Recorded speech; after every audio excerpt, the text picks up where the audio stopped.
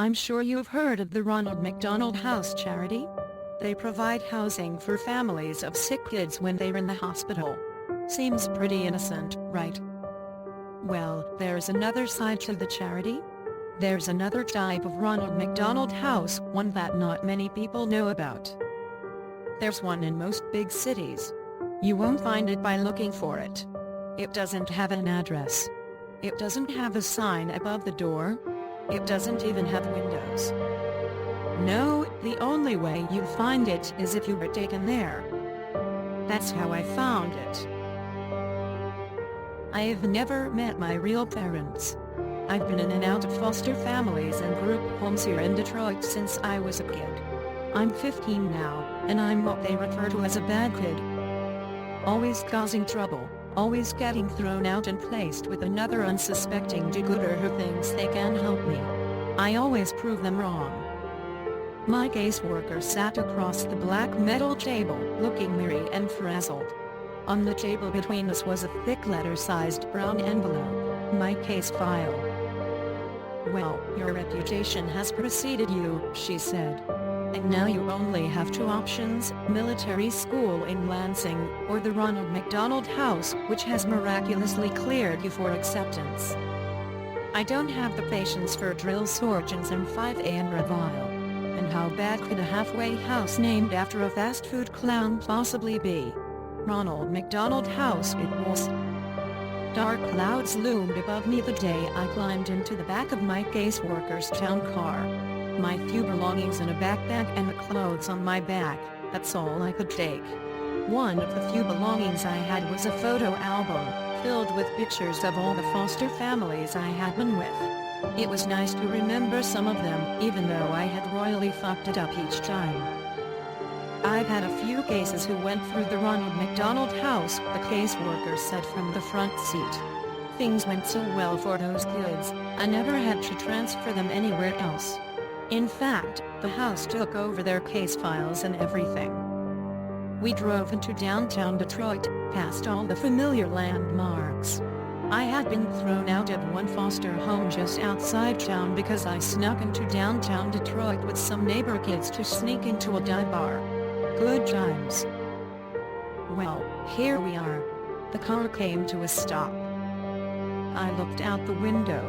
We had parked in front of a tall, gray, windowless building, sandwiched between two other industrial buildings on a narrow city street. I noticed there was an address on the building to my left, and one on the right, but none on this particular building. Not even a sign.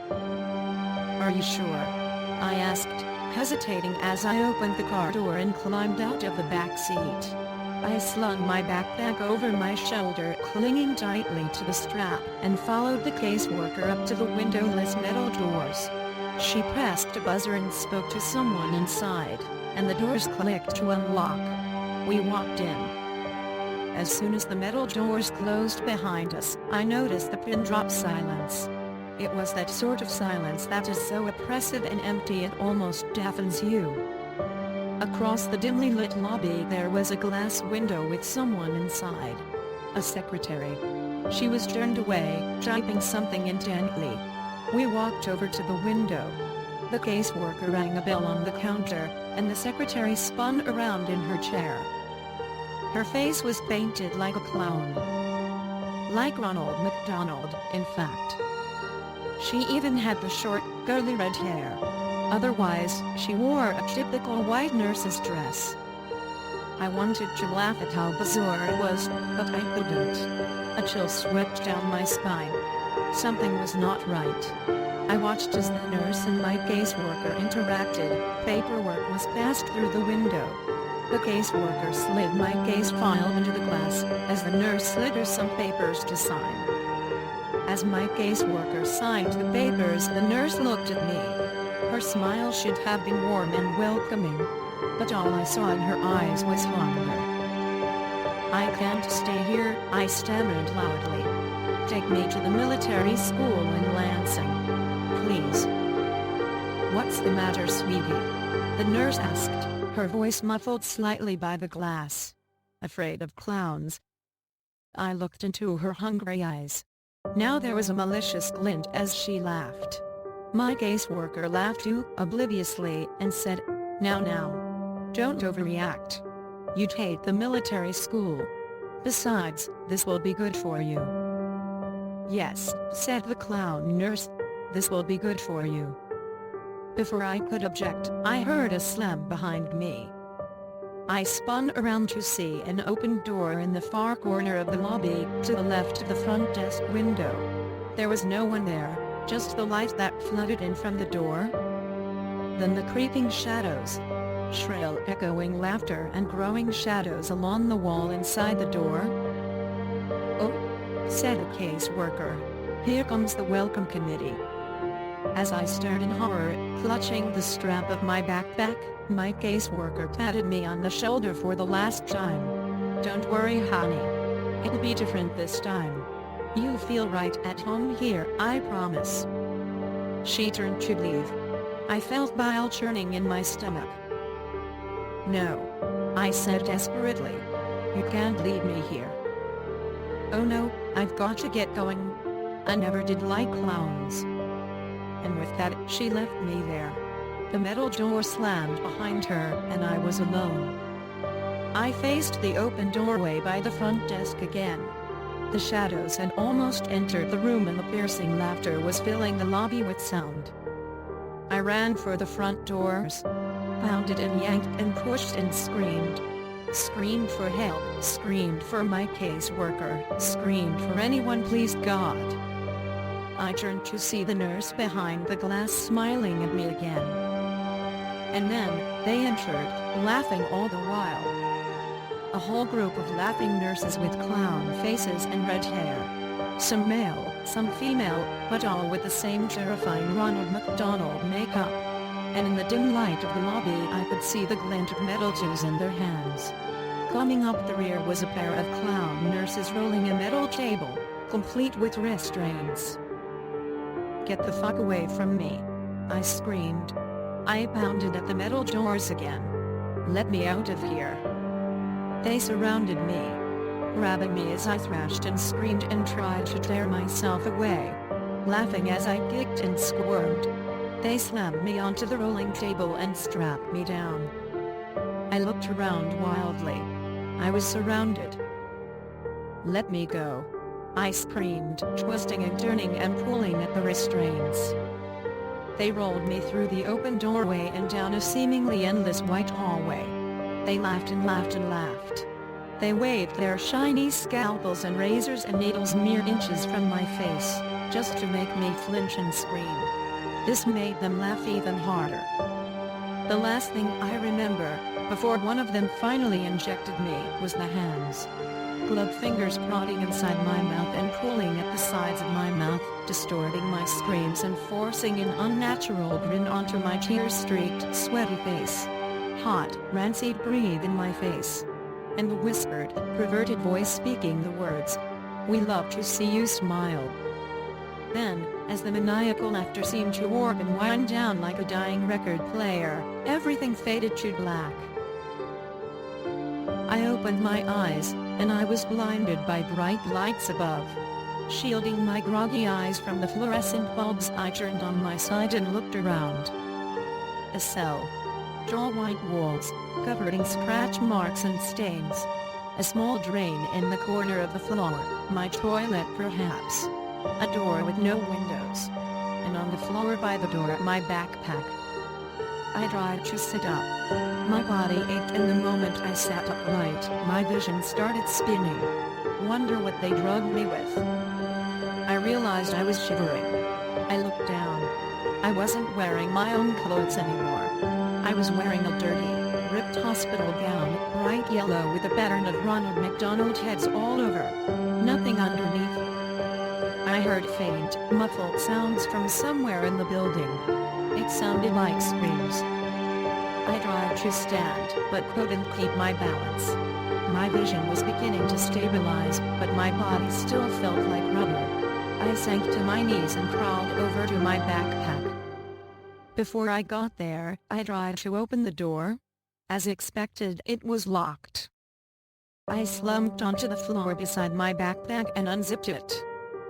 All that remained inside was the photo album. They had taken my notebooks and pens and my cell phone. Of course they did. I warily opened the photo album. But instead of the photos that had been in there, photos of myself with my previous foster families, photos where I had attempted to look happy and hopeful even though I knew I wouldn't be there for long. Instead of those photos, they were like crime scene photos. And in each one, I recognized one of my former foster families brutally murdered and covered in blood. My heart raced and my stomach churned. I began to turn the pages quicker. Each page a new photo, a new family, new carnage. I recognized their faces and the inside of their homes. I had lived with all these people, and now they were all dead. I came to the last few pages. A photo of a house at night. Then the window of that house. Then inside the house a dark hallway with light coming from one doorway. Then a photo of my caseworker brushing her teeth at her bathroom mirror.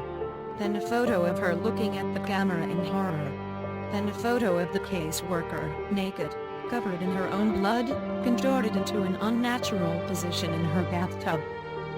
I turned to the last page. Written inside the back cover of the photo album were 3 words. You never existed. I felt bile rising in my stomach. I threw the book to the ground and crawled over to the hole in the floor, and vomited. They were right. Having killed everyone who ever knew me, it was as though I never existed. I heard more faint screaming in the distance. I knew I had to get out. I wiped the vomit off my face with my hospital gown and crawled back over to my backpack. Hopefully they hadn't found my secret weapon. I unzipped the front pocket and reached down into the very bottom, my fingers scraping the fabric. Sure enough, there they were, flush with the seams in the bag, nearly undetectable. The pins I used for picking locks. I told you, I'm a bad kid. I leaned against the door and listened. I could hear footsteps approaching. But just as soon as they had come, they faded in the other direction. I knew I had to work fast. I jiggled the handle with one hand and picked the lock with the other hand. It was surprisingly simple. Holding the handle, I slowly pulled myself to my feet. I could maintain my balance now. I pulled the door open just a crack. A clown nurse darted past. My heart almost stopped. But his footsteps didn't slow or change and soon faded. He didn't notice me. I poked my head out the door. Seemingly endless white hallways in either direction. The distant screams were louder now, coming from all around. Taking a deep breath, I stepped into the hallway and closed the door behind me. I decided to go to the right. Passing doors, identical to the door I had been behind, I heard the screams and sobbing coming from behind each one. I stopped for a moment at one door. I heard the crying of a child inside. I jiggled the handle to see if I could let him out. Locked. I kept moving, looking behind me every few seconds to make sure no nurses had come into the hallway. Then I passed a set of white double doors. I stopped for a moment. The word "Playplace" was written in dull, thin letters across the width of both doors. I heard more screaming coming from within, the screams of multiple people. And laughter. The insane, shrill laughter of the clown nurses. I shuddered. I was afraid to find out what sort of torture was happening inside. And I knew I had to keep moving. I saw a door ahead with a stairway symbol. I headed for it. As I opened the door, I glanced behind me and saw 2 clown nurses emerging from the Playplace room. Their white nurse outfits were covered in streaks of blood. I quickly shut myself into the stairwell, hoping they hadn't noticed me. The stairwell was dimly lit with cement walls and rusty railings. I looked behind at the door I had just closed. There was a red number 5 on the door, so I must be on the 5th floor. I decided I had to get to the ground level. Each footstep echoed as I began to descend the stairs. I couldn't hear the screaming anymore, just a low, deep humming sound, like pipes in the walls. It was a welcome respite. I finally came to the door numbered 1. The staircase seemed to descend a few floors lower, but I stopped here and slowly peeked through the door. More white hallways. No clown nurses to be seen. So far, so good. I stepped through the door and walked into the hallway. I noticed I couldn't hear any screaming on this floor. Just the buzz of the fluorescent tube lights above. I came to the end of the hallway and another set of double doors. A large red cross, the kind you'd see on a lifeguard stand or a first aid kit, was painted across the width of the doors. I pressed my ear to the door. All I heard was a slow, rhythmic pulse like a machine at work. And, faintly, a beeping sound, like you'd hear in a hospital room. I knew I shouldn't open the door. I knew this wasn't the exit. I knew I should keep looking. But I had to see. I turned the handle. It wasn't locked. I peeked inside. It was a cavernous white room. Fluorescent lights flickered and buzzed. I saw wires hanging all around. And, hanging from the ceiling, in rows. Kids. Kids in hospital gowns like mine, attached to white wooden crosses affixed to the ceiling. Literally crucified. They were silent. Their heads drooping forward, their eyes either closed or staring at nothing. Some seemed to twitch a bit, but most were still. Their crosses swung back and forth very slightly. And the hanging wires. They weren't wires. They were intravenous tubes attached to the kids' wrists. Tubes sucking out their blood. I almost vomited again right then and there.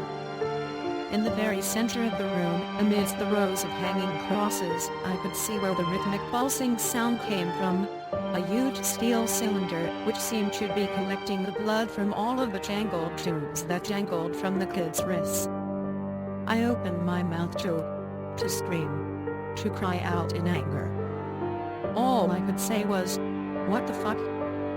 That's when the alarms began to sound. Loud, piercing, like the police sirens of hell. They must have realized I was missing. I shut the doors and frantically glanced around the hallway to see if anyone was coming. No signs yet. I ran for the stairwell.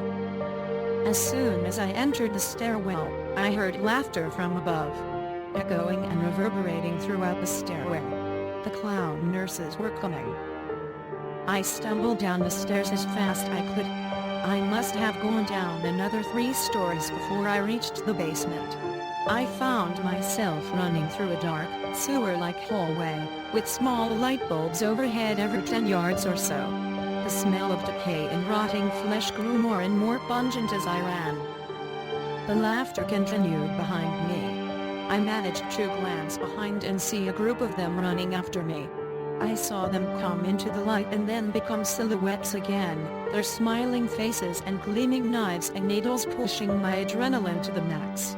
I ran past alcoves full of stacked, rotting corpses.